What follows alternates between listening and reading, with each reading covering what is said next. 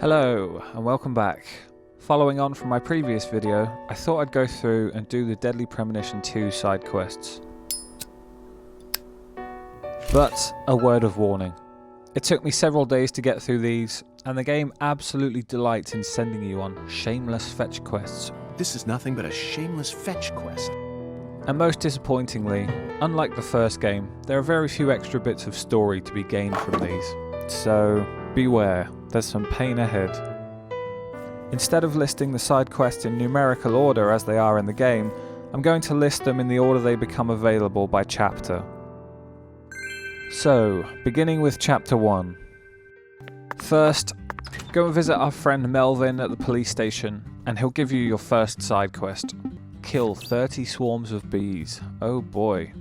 Make sure you have plenty of ammo, and head over to the park near the church. Make sure you bring some antidotes with you in case you get poisoned. Run past one of the beehives, shoot the bees that come out. Repeat 30 times. Report back to Melvin for no reward.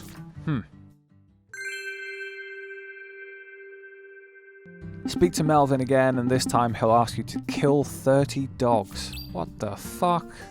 What is wrong with you, sweary? I find the best areas to do this are in the north and the west, so usually I start up here by the bridge and work my way round anti-clockwise around the map. Report back to Melvin for one of the beads that you'll need for a later side quest. See Melvin for a third time and he'll ask you to kill 30 alligators. Oh god. Head over to Lake Isaac in the southwest. Make sure you bring plenty of ammo with you, and just put 30 of these creatures out of their misery. Report back to Melvin for a whopping $75 reward. That should probably get you about half of a hot dog in this town. Speak to Melvin a fourth time and he'll ask you to... Oh, for God's sake, are you taking the piss? And there's a time limit. Great. Make sure you stock up on ammo. For me, I went for the dogs first, seeing as they're hardest to find. Then the gators. Then the bees. I'm not exactly sure what the time limit is, but I assume that it's 24 hours, so you've got plenty of time.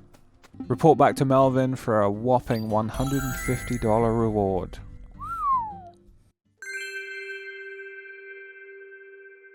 At some point early in the plot, you'll have to go and see the mirror, and a side quest to create your first voodoo charm will pop up. If you've done the first 4 exterminating quests, you should have plenty of stuff in your inventory to make one.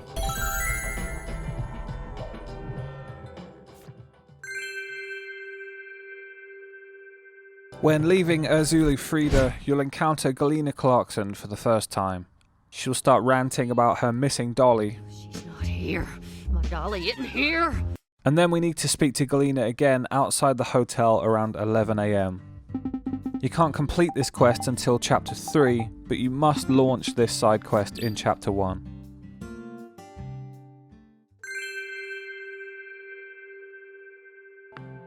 At some point, our hard-working Yorkie is going to need a shower, but unfortunately we'll find that it's broken.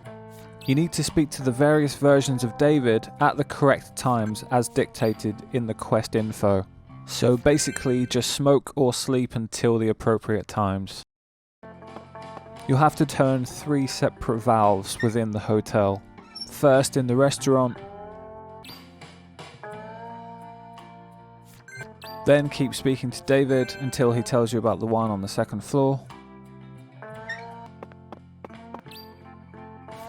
And lastly in the bathroom on the ground floor.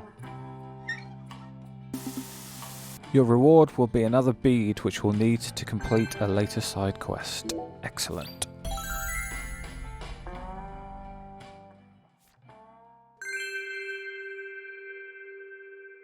So here's another one that we can start but can't finish yet. See Alexis at the diner. She'll task you with finding 3 ingredients. The first is rice found at the Clarkson Plantation in the north. And the second is a green pepper which is at Alexis' house guarded by some gnomes. The third ingredient we need is thyme, but we can't get this yet, so I'll come back to it.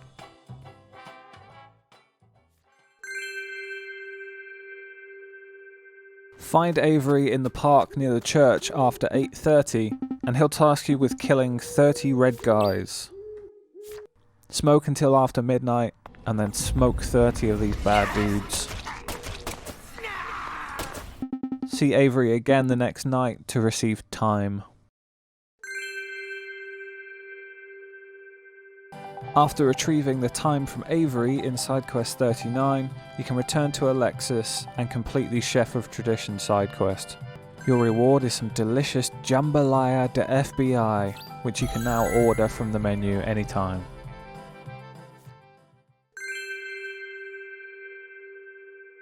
Next, speak to Avery again and he'll tell you about some more bad guys. This time he's talking about the Nightmare section in Chapter 1, so you have to finish that first, including the boss, which I won't show you here. And then return to him and he'll give you an oak root, which is a rare drop you'll need for crafting.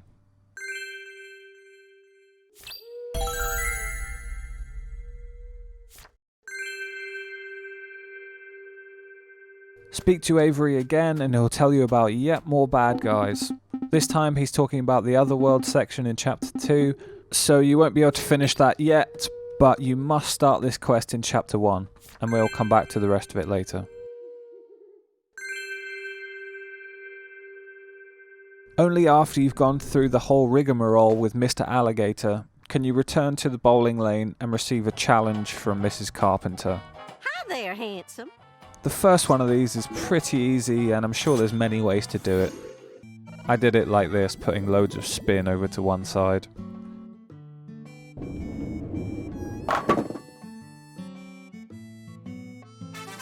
You'll receive a donut. Yummy.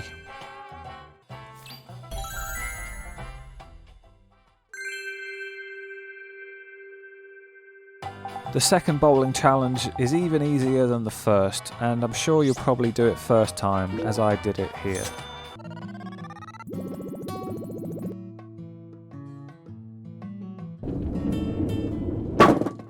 Your reward will be a heavy cigarette, which I assume is Mrs. Carpenter trying to make you less fit and less of a threat to her bowling crown. Technically, the third bowling challenge is available straight away, but I would not recommend doing it at this point in the game, as it is like near impossible.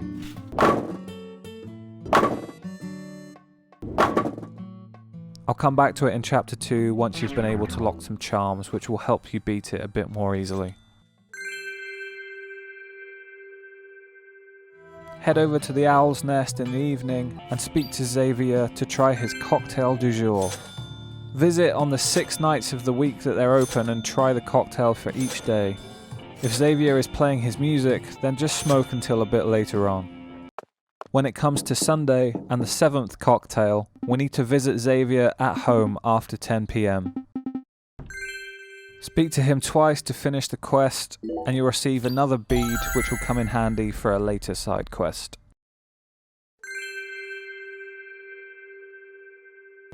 Visit Xavier at the Owl's Nest and he'll tell you he's been the victim of a vicious robbery. Visit his house during the day and you'll find the thieves roaming around like they own the place. Put them out of their misery and one of them will drop Xavier's tighty whities. Even though he's right there working out, you have to take them back to him in the evening at the Owl's Nest, of course. Your reward will be a personalised cocktail, but take it easy on those. They're pretty potent.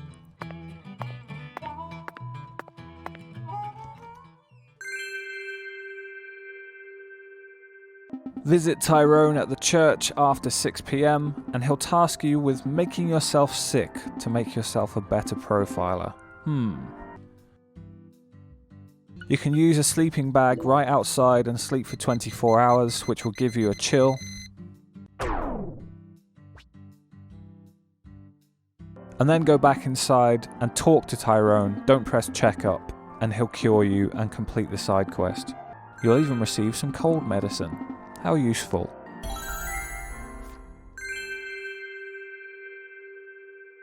Speak to Tyrone again, and this time he'll task you with getting poisoned. We're just across the road from the park, so run over there and get stung by bees until you turn purple. You want to go back and speak to Tyrone once your health is below 10%, 30 in my case. He'll give you an antidote, but won't actually even cure you himself, so thanks for nothing, Tyrone.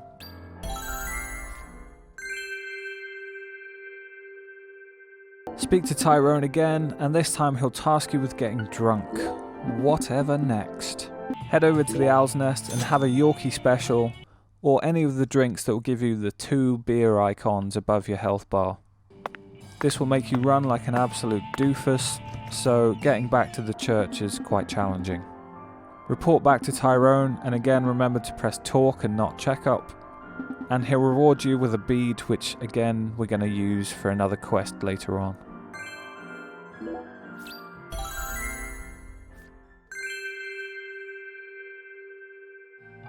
After you've paid to have your suit cleaned a few times, I'd say it's like 5 to 10 times, you'll find a letter from David thanking you for your patronage and offering you a commemorative gift. The note says that you'll be rewarded after 72 hours, but what it actually means is put another suit in for cleaning, so 24 hours, and then add 72 hours on top of that. So after 96 hours or 4 days, go and speak to David at the front desk and you'll be rewarded with a custom-made green suit. Stylish. Okay, and that does it for Chapter 1. So these next set of quests become available from Chapter 2. After Danny's unfortunate incident, we can go over and find him and have a heart-to-heart.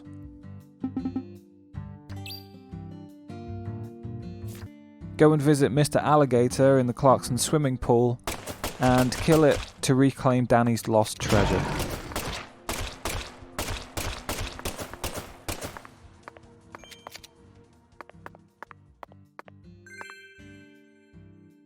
After this, all you need to do is return the ring to Danny. That is, if he hasn't glitched the fuck out. Danny, where you going, mate? Come back. I've got your ring for you. Oh, Danny, what are you doing? Please stop. Oh, finally. For your trouble, you'll receive a necklace.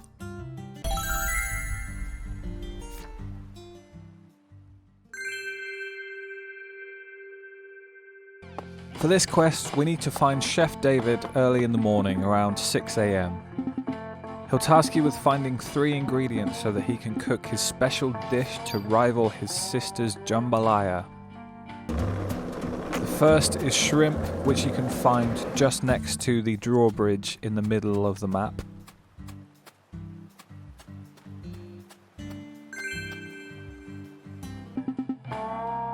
The second is an onion, which for some reason is in an alleyway behind the owl's nest. Not sure you want to eat that, to be honest.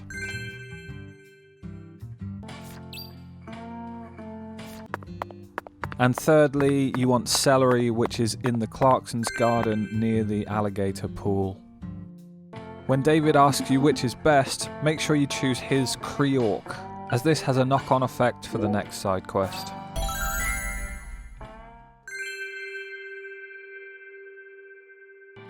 Now that David has his bragging rights, Alexis wants a chance to redeem herself, and she'll tell you to come back when you're near starvation. The easiest way to do this is just to sleep till the next day, of course. Head back over there and she'll offer you her Jambalaya de FBI, and it will have a rejuvenating effect on you. Your reward for taking part in this drama? Absolutely nothing.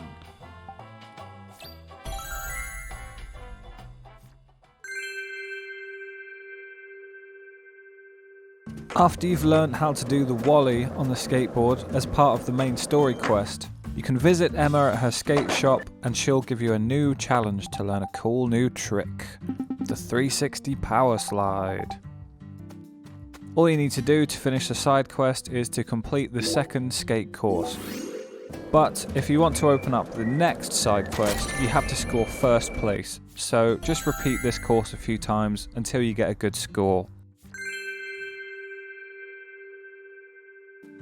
Once you've mastered the 360 Powerslide, visit Emma again and she'll teach you a new trick, the Ollie.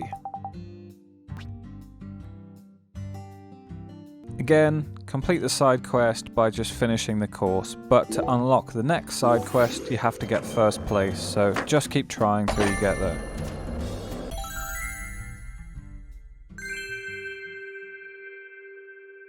Once you've mastered the second skating course, go back and see Emma and you'll learn the third trick, Impossible. Again, just finish the course to complete the side quest, but to open up the fourth skating course you need first place, so keep racking up those points.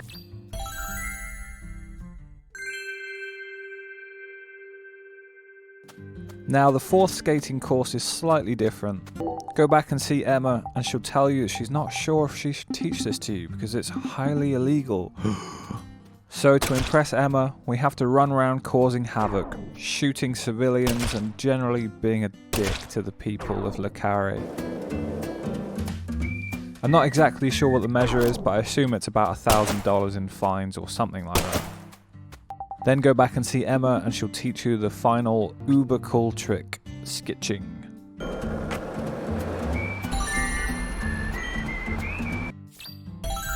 And then we're done with skating tricks, thankfully. For the next quest, we're going to go and see Tyrone after 6 PM and he has some trivia questions he'd like to ask us. Simply get the question right and that will complete the side quest. Your reward is nothing. For Tyrone's second trivia question, come back and see him again more than 24 hours later, around 6 PM, and get the question right for another no reward.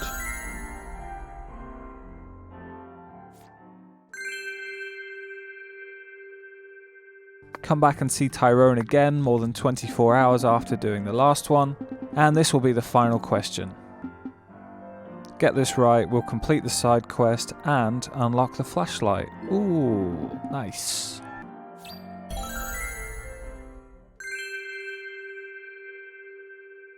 Head over to the cemetery and meet Lewis for the first time. Receiving transmission B. Speak to him twice and he'll tell you to gather Fleur de Lis. This involves identifying 20 locations around the town and then using your magic vision to find these gold symbols. I'm not going to go through all the locations of these here, but I will link to a guide down below.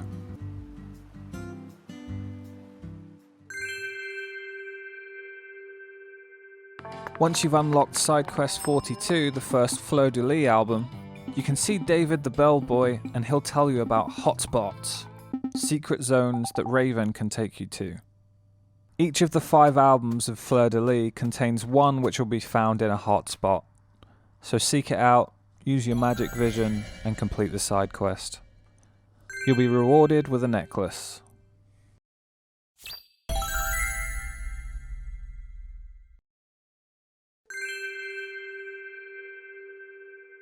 For this next side quest you need to speak to Bellboy David, but personally I had a bit of trouble getting this side quest to trigger.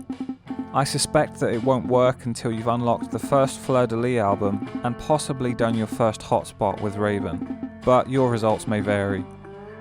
Speak to David and he'll confess his crush on Raven and ask you to keep using her service. After you've done this around 30 times, come back and speak to him and you'll receive the Wyvern discount card, saving a whopping 75 cents per journey. Cha-ching!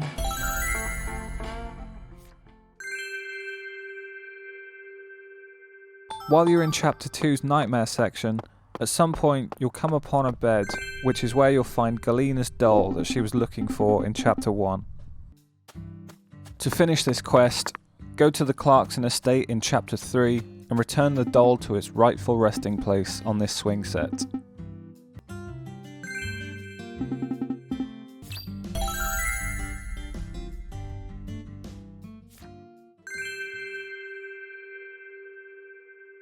Now that we've finished the Otherworld section in Chapter 2, we can go back and see Avery in the park at night and finish side quest 41 that we started in Chapter 1. If you missed this, you'll have to go back and replay Chapter 1 to launch this side quest. This gives us the final of 5 beads which we'll need to complete the next side quest with the mirror.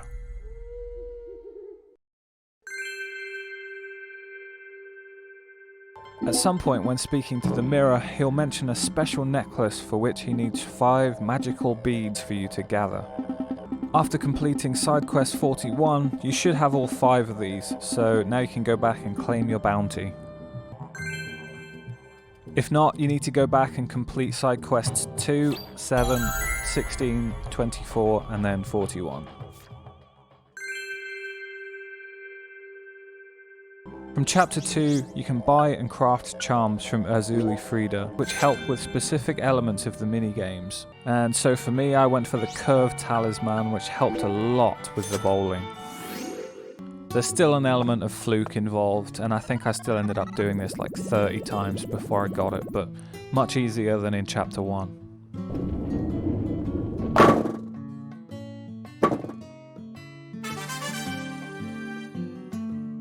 Your reward is a talisman which helps you bowl better, which would be great if I was ever going to play this minigame again as long as I live, but I won't. Once you've met Chuck as part of the story in Chapter 2, you can then go back and visit him and take his swamp tours. Shoot the targets and rack up points, but to complete the side quest you have to shoot his hidden animal signs, but these aren't too difficult to spot. Your reward is some crawdads. The other 4 swamp tours are basically the same deal, so you shouldn't really struggle with these. Your rewards will be medium quality cloth, medium quality plates, high quality string, and a high quality bead. Nothing too exciting.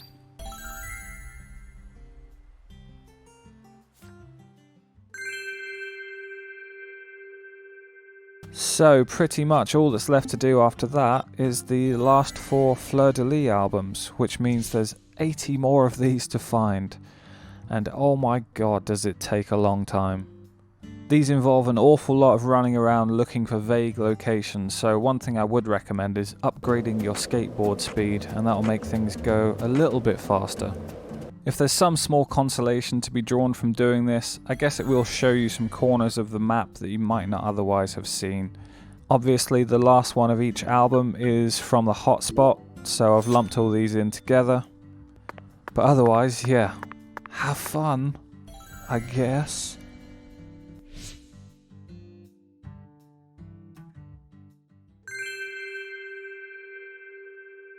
There's a couple more little side quests to mention, but these don't really amount to much, so I'll make this quick. When you're being treated by Tyrone, you have the option to pay with service. This will mean that you don't have to pay, but does mean that you have to go to Lake Isaac and just pick up 10 blobs of nothingness. There's no reward because this is your payment for the clinic, so these are a bit pointless really.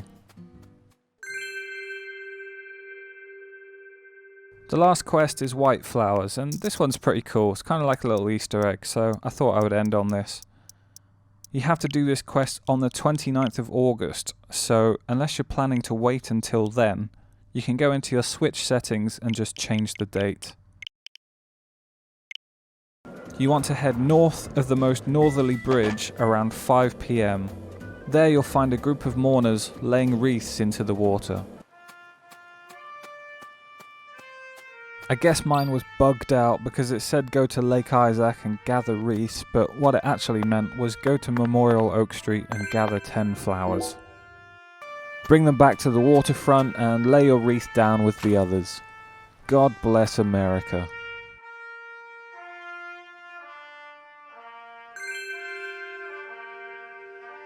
And then, that's about it.